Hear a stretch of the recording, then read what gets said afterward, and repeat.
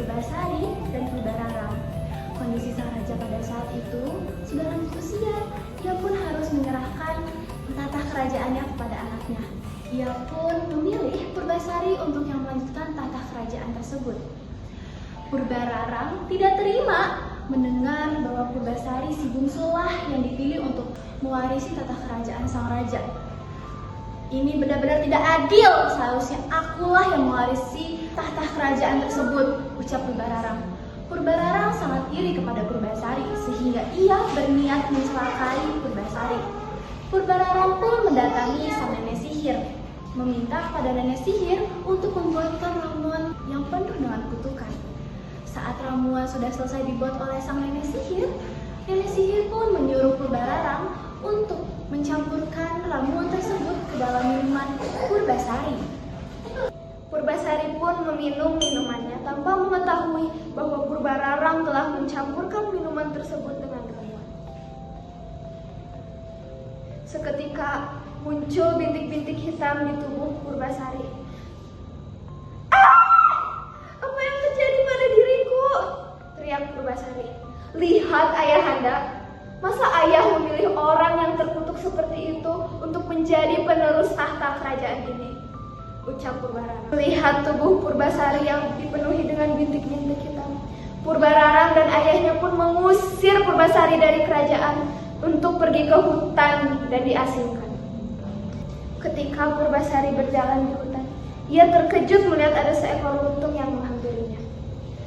Jangan takut Tuan Putri, aku tidak akan menyakitimu, ucap si lutung. Melihat lutung itu bisa berbicara, Purbasari malah jadi semakin takut. Namun lutung berhasil menenangkannya.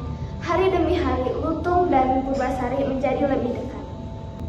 Lutung melihat Purbasari tampaknya tidak nyaman dengan kulitnya. Ia bersemedi di malam bulan purnama dan ia meminta dan memohon kepada Yang Kuasa untuk menyembuhkan Purbasari. Tiba-tiba tempat bersemedi lutung menjadi telaga yang indah dan harum. Paginya, lutung mengajak Purbasari ke telaga tersebut. Dan lutung bilang terhadap Purbasari untuk mandi di telaga tersebut. Walaupun Purbasari tampaknya seperti ragu dengan perkataan lutung, akhirnya dia mau untuk mandi di telaga tersebut. Setelah akhirnya dia mandi dari telaga tersebut, keajaiban tiba-tiba muncul dan terjadi. Bintik-bintik hitam yang ada di tubuh Purbasari perlahan menghilang dan Purbasari berkata, "Terima kasih lutung, terima kasih telah membawa aku ke telaga ini." Setelah dari telaga itu, lutung berbicara kepada Purbasari, "Purbasari, marilah kita kembali ke kerajaan." Namun Purbasari berkata, Purbasari sudah sangat nyaman di dalam hutan. Akhirnya setelah didesak oleh lutung, mereka berdua pergi ke kerajaan. Saat tiba di kerajaan, Purbararang terkejut melihat adiknya yang kembali dengan tampang yang begitu cantik sekali. Tetapi Purbararang tidak akan mewarisi tahtanya semudah itu. Kau mungkin sudah sembuh dari penyakitmu, tetapi aku punya satu syarat agar kamu bisa kembali ke kerajaan ini. Kamu harus memiliki tunangan yang lebih tampan melebihi tunanganku, yaitu Indrajaya.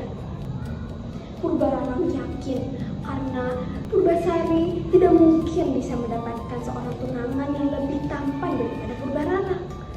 Tetapi Purbasari tanpa ragu menunjuk lutung sebagai tunangannya dan kemudian ditertawakan oleh Purbasari dan tunangannya. Hahaha, masa sih itu tunangannya lutung coba.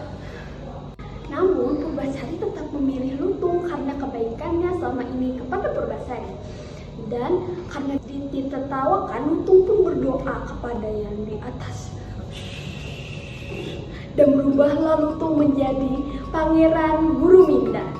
Orang-orang pun terkejut, bahkan Purbararang dan tunangannya itu pun terkejut sekali karena melihat ketampanan Guruminda. Dan Pangeran Guruminda pun menceritakan bahwa dahulu ia merupakan seorang pangeran yang dikutuk, dibawa ke bumi karena dia tidak ingin menikahi seorang bidadari dari kayangan. Runtung hanya ingin menikahi seorang yang kecantikannya sangat cantik setara dengan ibunya. Setelah mendengar cerita itu, semua orang pun terkejut dan akhirnya kebenangan menjadi milik Purbasari. Seharusnya Purbararang dan Indrajaya itu diusir dari kerajaan, namun Purbasari memaafkan Purbararang dan akhirnya mereka tinggal di kerajaan bersama-sama. Pesan moral yang bisa diambil adalah sebagai manusia kita harus selalu bersyukur atas segala sesuatu yang kita miliki saat ini.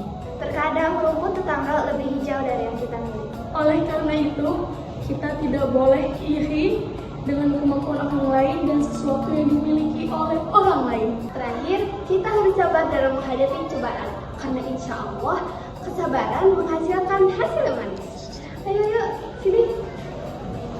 Sekian dari kami. Wassalamualaikum.